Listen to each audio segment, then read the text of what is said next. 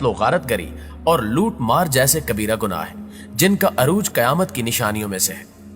आज दजाली फितनों से जुड़ी वो तमाम बातें और नसीहतें याद आ रही हैं जो हम अहादीस में वाज़े तौर पर देख चुके हैं कि दजाल का खरूज कयामत के अनकरीब इराक और शाम के दरमियानी रास्ते से होगा।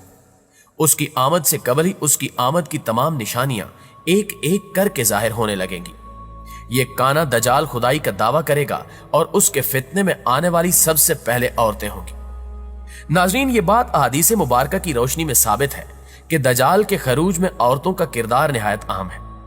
हमारे प्यारे आका सरवर कौनैन सल्लल्लाहु अलैहि वसल्लम ने फरमाया कि दजाल की तरफ सबसे ज्यादा औरतें ही जाएंगी, यहां तक कि आदमी अपने घर में अपनी माँ, चची, बहन, बीवी और बेटी को इस डर से बांध देगा कि कहीं वो दजाल की तरफ न चली जाए।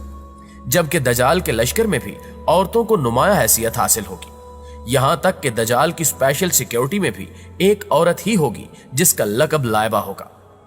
अबू सईद खदरी रजी अल्लाह ताला अन्हो कहते हैं कि दजाल जहां पर भी जाने का इरादा करेगा तो एक लाइबा नामी औरत उससे कबल वहां पर जाकर लोगों से कहेगी कि दजाल तुम्हारी तरफ आ रहा है, लिहाजा इससे डरो और इसकी मुखालफत के नताइज से खबरदार रहो।